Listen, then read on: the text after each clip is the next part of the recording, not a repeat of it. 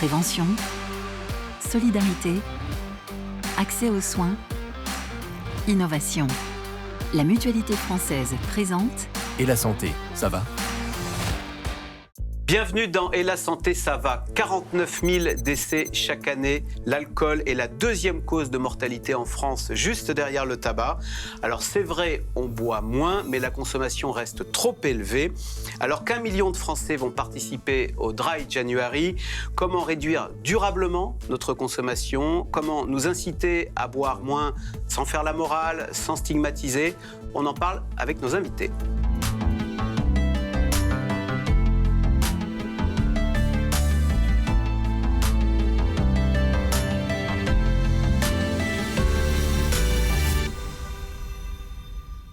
Katia Poursopoli, bonsoir, bonjour. Vous êtes sénatrice du Pas-de-Calais, co-autrice du rapport sur la fiscalité comportementale. Et docteur Delphine Moisan, vous êtes psychiatre et addictologue à l'hôpital Beaujon à Clichy, c'est en Hauts-de-Seine.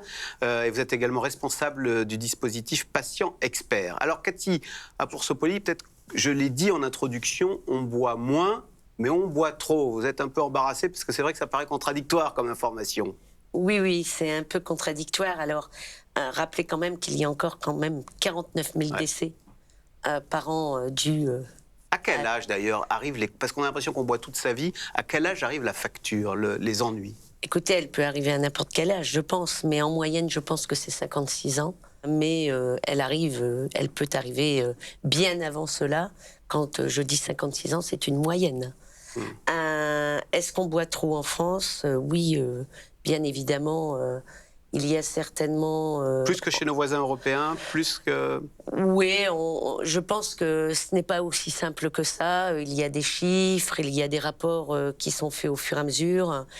Vous avez parlé de ce mois sans alcool, qui est une campagne que de plus en plus de Français relayent. 1 million 1 million.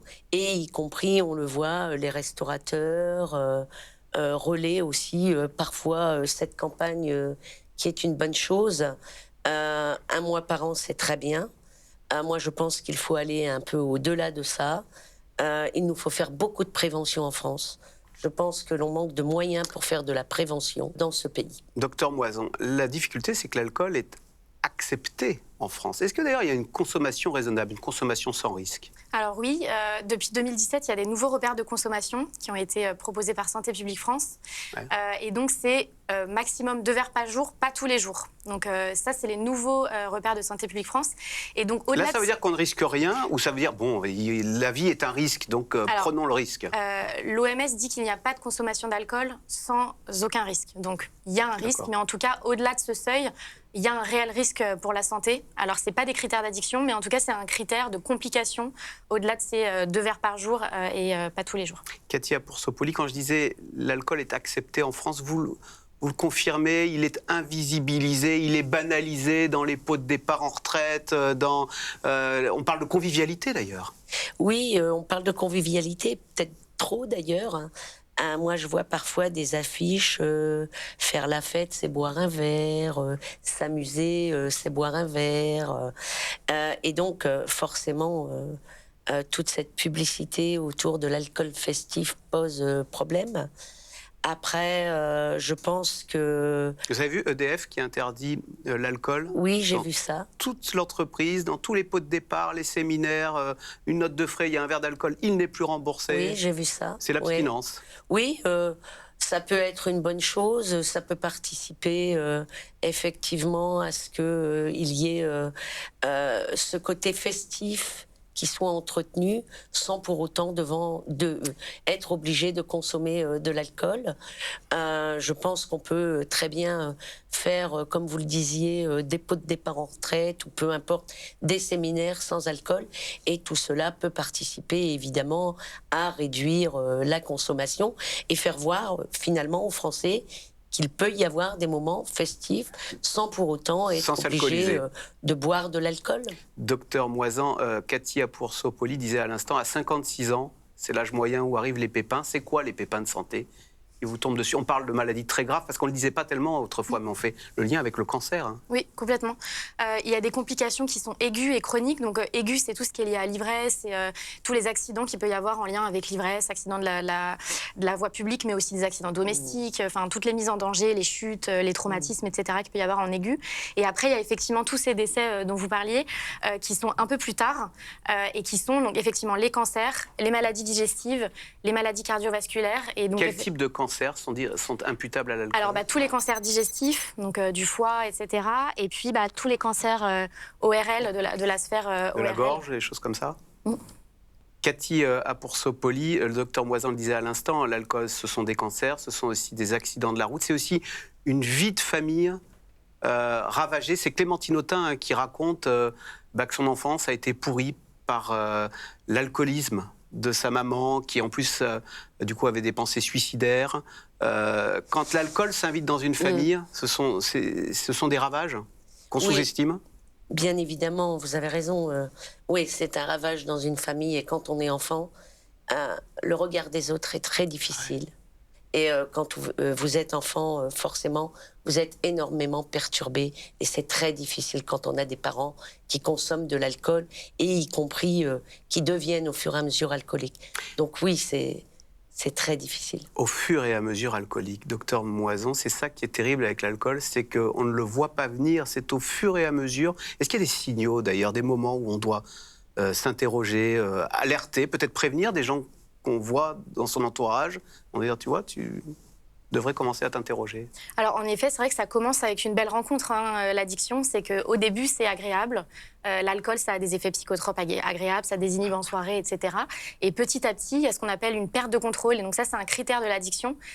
C'est-à-dire qu'au bout d'un moment, on ne maîtrise plus forcément les quantités, la fréquence, le temps qu'on passe à consommer, le temps qu'on passe à préparer sa consommation. C'est vraiment un envahissement psychique important. Et ça, c'est un critère important de l'addiction, la notion de perte de contrôle de sa consommation. Et on parlait de conséquences négatives également. Là, on parlait à la fois des complications médicales, des complications familiales. C'est pas tant les complications qui vont signer l'addiction, mais c'est la poursuite de la consommation d'alcool alors qu'on constate toutes ces conséquences. Donc les conséquences médicales, elles viennent un petit peu après, mais vous en parliez, il y a les conséquences familiales, il y a des conséquences professionnelles, des conséquences financières, ça peut être judiciaire, on a des accidents, des retraits de permis, des gardes à vue pour bagarre. Après, il y a beaucoup de conséquences qui peuvent apparaître avant les complications médicales et qui, si elles ne font pas changer sa consommation, c'est qu'on est probablement dans une situation où on n'a plus tellement la main sur sa consommation, justement. C'est là qu'on parle d'addiction. Alors justement, beaucoup pensent boire normalement jusqu'au moment où il y a un déclic. Je propose de voir le cas de Marine qui a 31 ans et qui vit dans le département de Loire-Atlantique. Saint-Étienne-de-Montluc, dans le département de la Loire-Atlantique. C'est ici que vit Marine, 31 ans. Elle est mariée et attend un heureux événement. Comme 15% des Français, Marine ne boit plus d'alcool, et ce depuis 2 ans et demi. Une sobriété qui tranche avec son passé. J'ai commencé à boire, j'avais 15 ans, j'étais en 3e. Jusqu'aux études supérieures, je buvais de façon un peu étalée. C'était que le week-end, que à l'occasion de soirées, etc. À partir des études supérieures, comme on avait un bar sur le campus de notre école, et là, ça se multiplie. Il y en a plusieurs dans la semaine, des sorties, pas que le week-end. Et, je buvais beaucoup.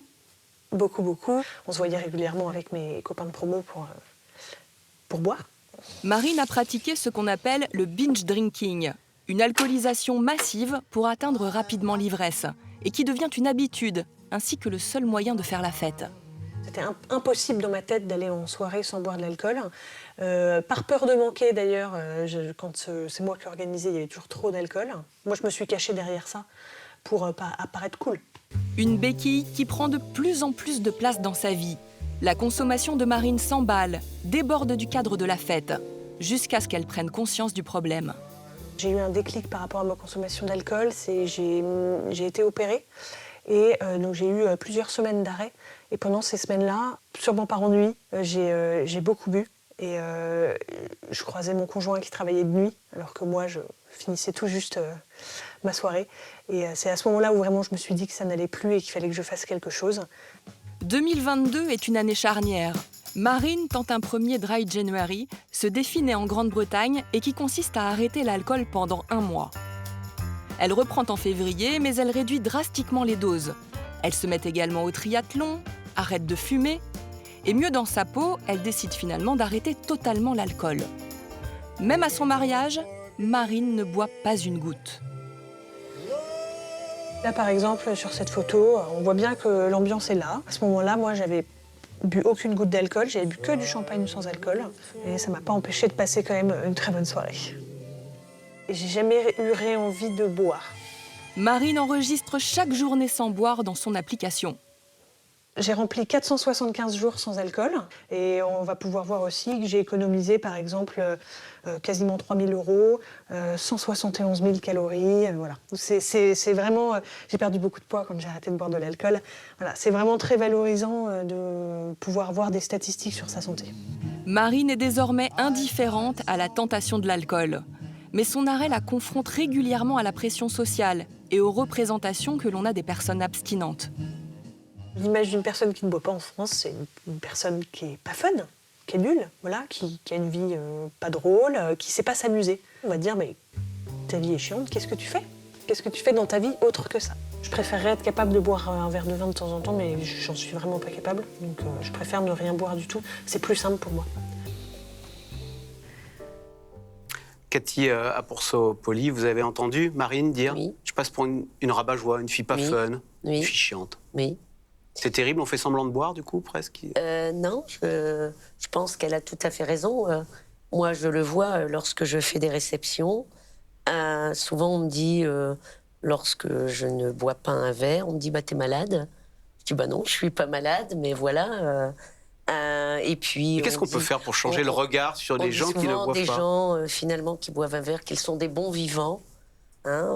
Tiens, c'est des bons vivants, c'est des gens agréables, des gens avec qui on va pouvoir passer une belle soirée parce que ce sont des bons vivants.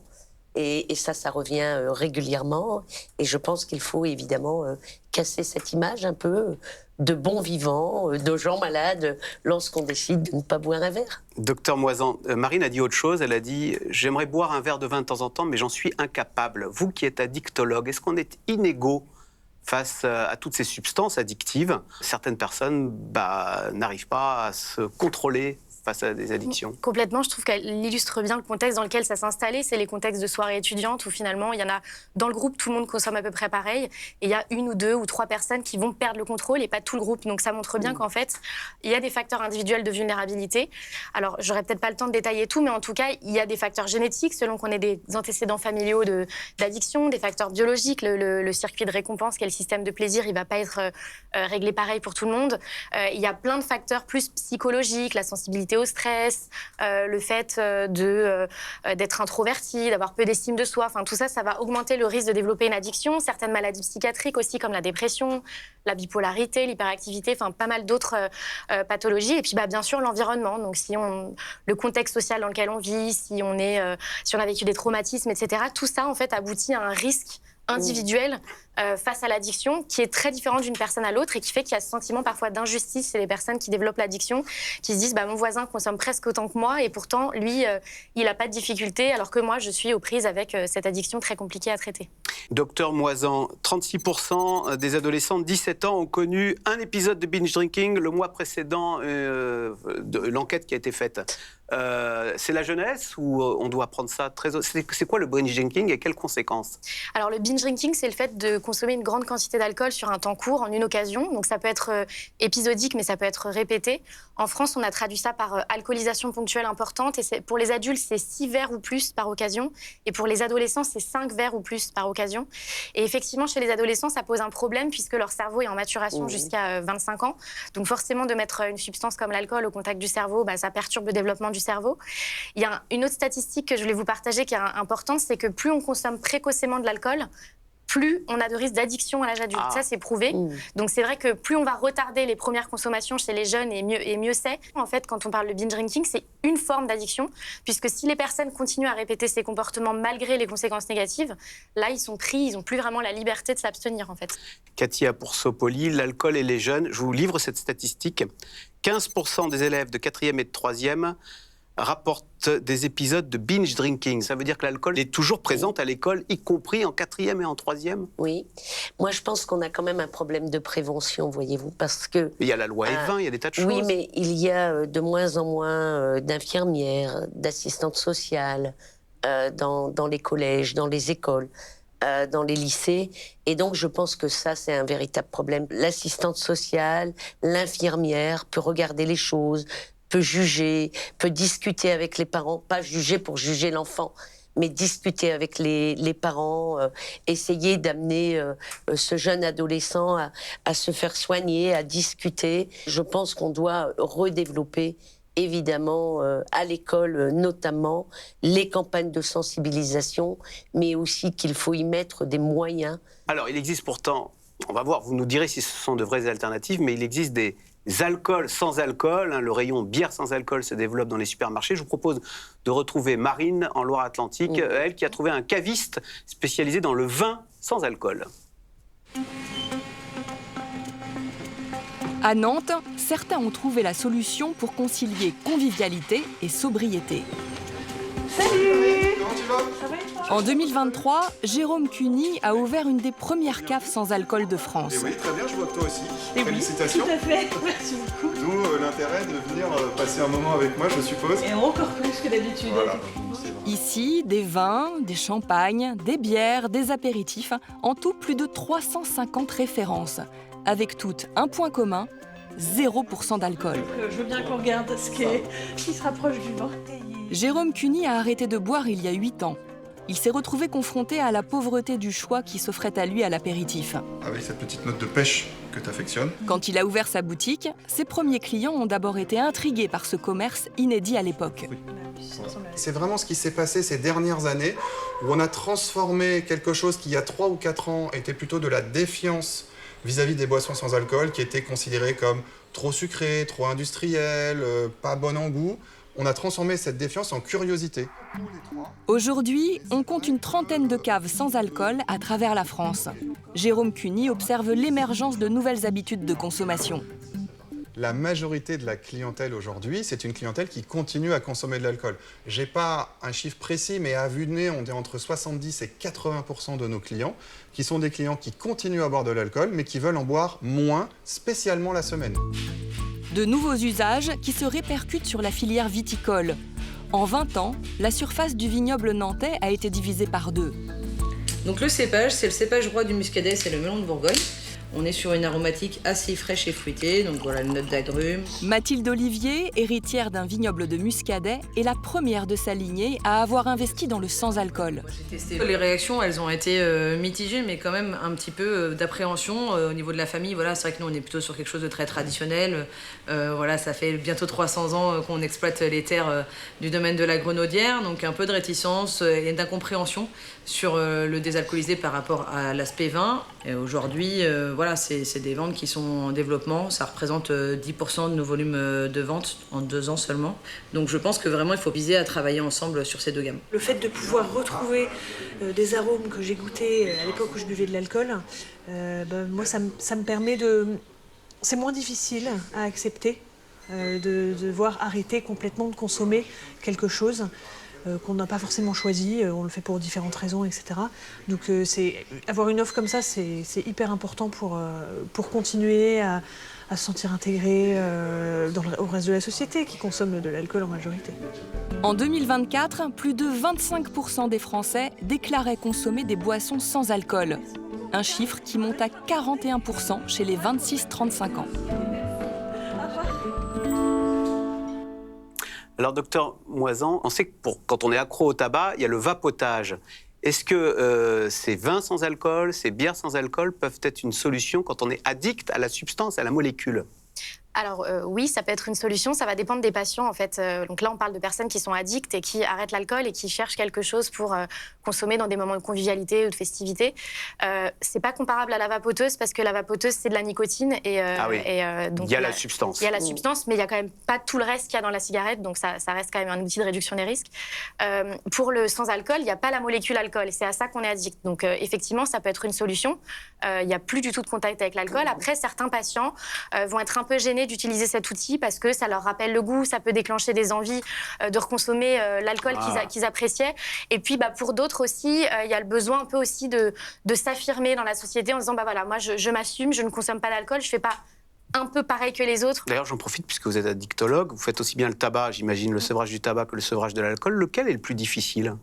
Alors là, j'aurais pas de réponse. Par contre, les études prouvent qu'arrêter les deux en même temps, c'est plus facile qu'arrêter l'un après l'autre. Ah, on peut faire le doublé gagnant. Oui. Bon, très bien. Justement, Cathy Poursopoli, il y a eu un travail très efficace de lutte contre le tabac. Vous trouvez que le travail n'a pas été fait de la même façon contre l'alcool ? Puisqu'on fait ce parallèle. Avec des taxes, avec des messages sanitaires.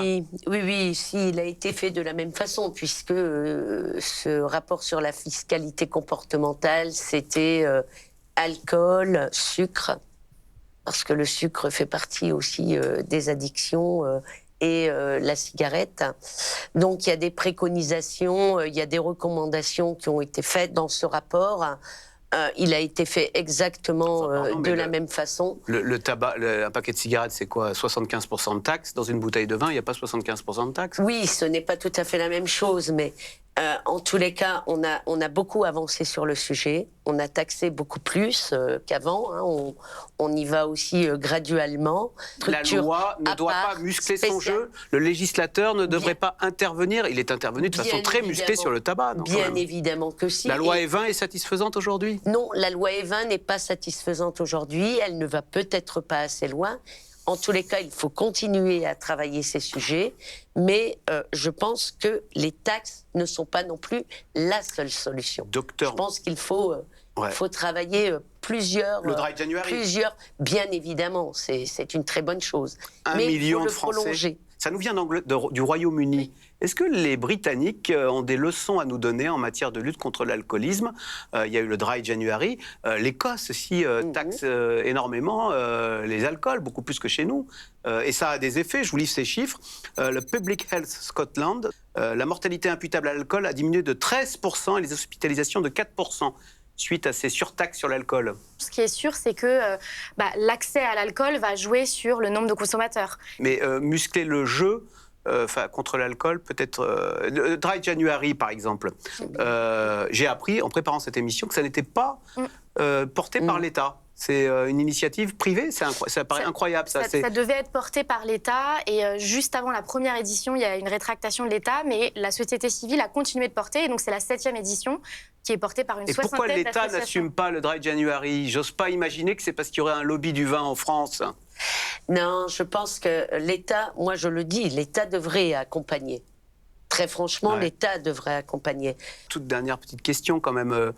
La publicité sur le tabac est complètement interdite, sur l'alcool, non. Il y a toujours des pubs sur l'alcool. Une publicité, c'est pour vous inciter à boire. Tout ça pose problème. Après, dans le même temps, il y a ce qui est fait en France et il y a les réseaux sociaux. Parce que vous recevez régulièrement des pubs qui ne viennent pas de France. Il y a la France qui doit prendre ses responsabilités, mais il y a comment fait-on aussi en France pour interdire ce qui nous vient d'ailleurs. Un grand merci de nous avoir éclairés. Alors, juste avant de terminer, je vous donne, d'abord, il y a un numéro pour évaluer sa consommation d'alcool et agir, c'est le 09 80, ah oui, vous le connaissez, 980 930. Il y a le site alcool-info-service.com. Et on peut aussi s'auto-évaluer sa consommation en répondant à un petit questionnaire sur alcomètre.fr, voilà, ça doit s'afficher. Et la santé, ça va, c'est terminé. Merci de nous avoir suivis. C'est une émission à revoir sur la plateforme publicsena.fr. À bientôt pour une prochaine émission.